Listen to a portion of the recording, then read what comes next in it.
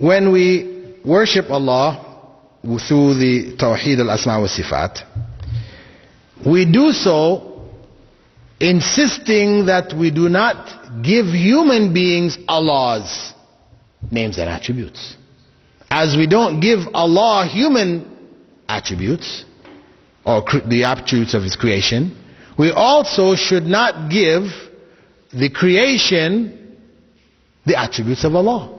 Which is what has happened in certain groups. You can find it in the Old Testament, New Testament, where they speak of Melchizedek. Melchizedek is described as being without father or mother or genealogy. He has neither beginning of days nor end of life. This is one without beginning or end. This is Allah. So we cannot give these descriptions to human beings. And this is the area within which, or through which, Shiites deviated from mainstream Islam. I know some people think it's because they believe in mut'ah, temporary marriage, or other things that they have in their system that they have made permissible, which the main body of Muslims do not allow. But this is not really the area of difference. The area of difference with Shiism is this area that they have given to their imams. It's all about the imams. That's why for them belief in the imams is one of the pillars of faith for them. As we have Arkanul Iman, we have the 6 pillars of faith. For them, belief in the imams is one of their pillars of faith. What does belief in the imam mean? It means that they believe that the imams, these 12 individuals, not including Khomeini, they talk about Imam Khomeini, they don't mean this. They mean Ali, Hassan, Hussein, those are his 2 sons, and from Hussein another 9 descendants who they call together the 12 imams. Now, what are the qualities of the 12 imams? First, among those which are the qualities belonging to Allah, is that they are absolutely infallible. They cannot commit error. Not even error of thought. Not even to think wrong. A mistake. Accidentally, deliberately, inwardly, outwardly, no way. No, some people, if you mention this to Shia, they may say, no, we don't believe that. No, we don't believe that. Well, there is a book called The Faith of Shia Islam. And it's not one book, but there are many books like this, written by Muhammad Rida al-Muzaffar, one of their scholars, in which he states there on page 35, on page 32, we believe that an imam must be infallible. That is to say, incapable of making errors or doing wrong, either inwardly or outwardly, from his birth to his death, either intentionally or unintentionally. What does that mean? We say that is Allah, incapable of error. Otherwise, as the Prophet ﷺ said, all of Adam's descendants commit errors, including the imams, including the prophets.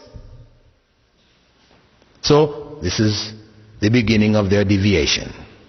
Secondly, they claim that the imams have absolute knowledge. They have knowledge of everything. Everything that was and would be, past, present, future, and this knowledge is intrinsic to them.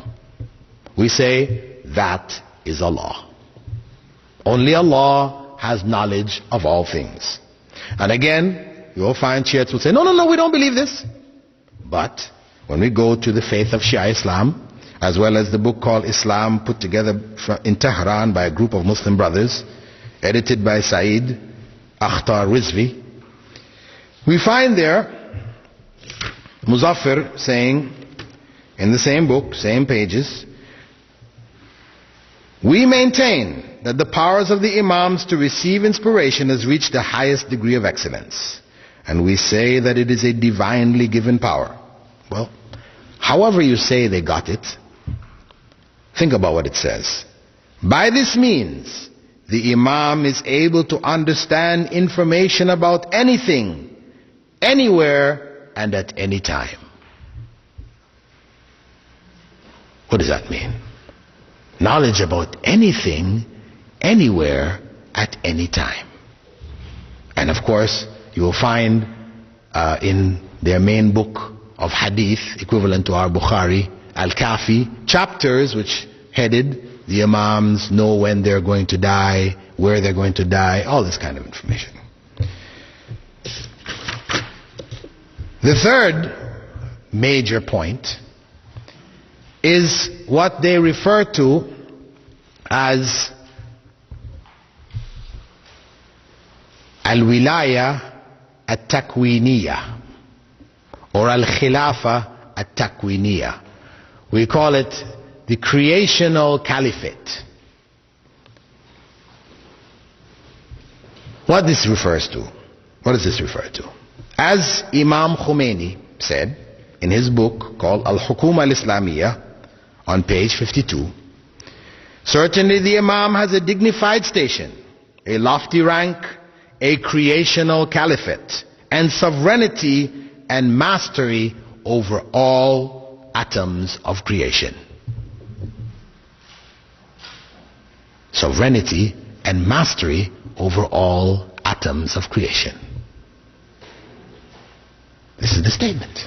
This is in their books.